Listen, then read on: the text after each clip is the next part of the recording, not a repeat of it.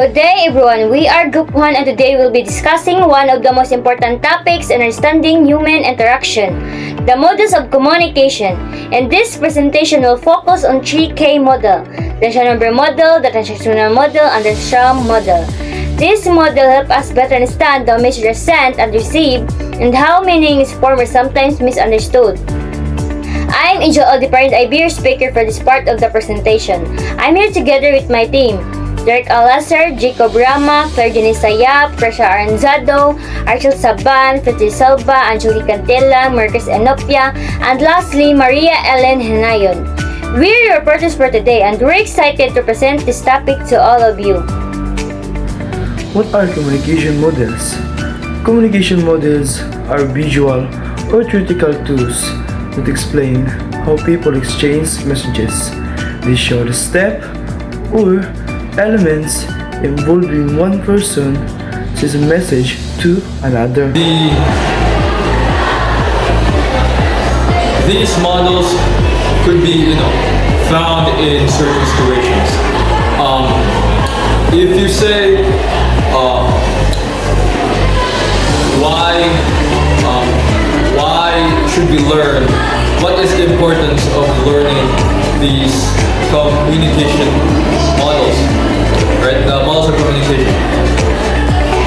They are important because these models could be found in many situations, and it's actually a very nice thing to know all of these models of communication. They're quite fascinating, right?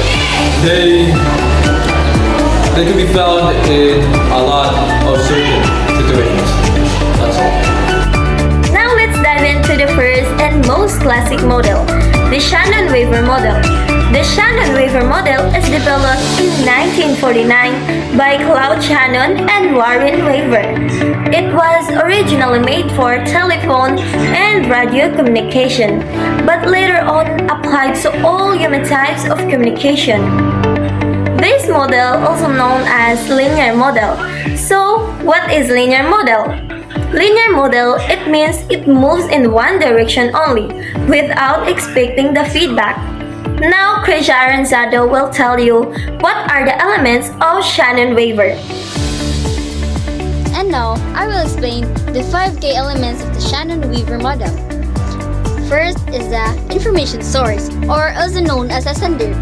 This is the person who creates the message or idea to be communicated. Second is transmitter, or also known as an encoder. This part converts the message back into a signal. It can be through speaking, writing, or typing. Third is a channel.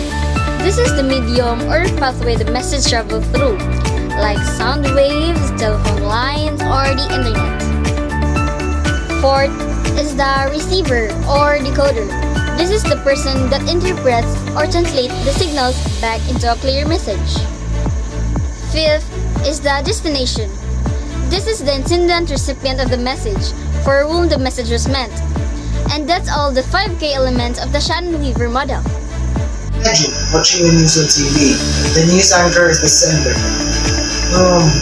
The studio equipment convert the voice and image into signal.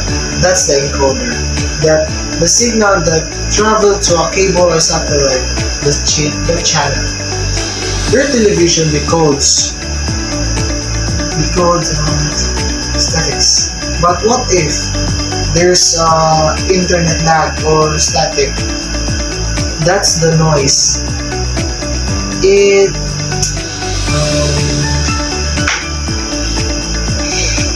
It's clearly how you receive the message, even if the anchor speaks properly.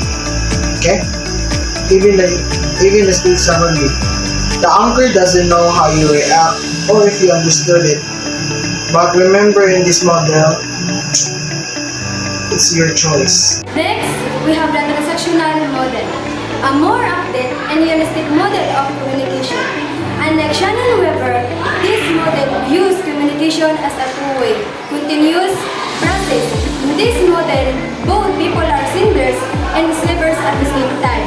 We don't just speak, and we can give feedback instantly through words, facial expression, or body language. In this model, consider context and the environment, social situation, and even your mood. This model is often used in face-to-face communication, meetings, and group discussion where feedback is immediate. Say you're talking to your classmate about a group project. You share your ideas and they note, react or ask questions. That's the real-time feedback. You adjust your message based on how they react. That's the transactional model captures. You might also notice their tone, body language, or if they are confused. You all know whether to repeat something or explain better. That's the real-time feedback helps communication effective.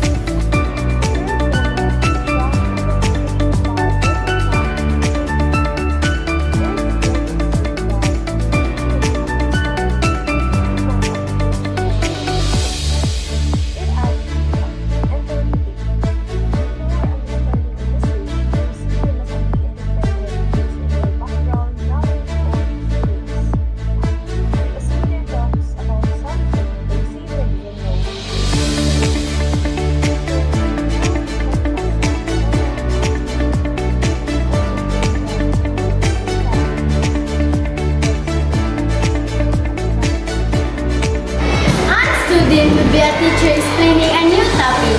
If the student already learned something similar before, it's easier to them to understand. That's because they have a shared experience. But if the topic is completely new and the student have no knowledge background, they may get confused, even if the teacher explaining it well.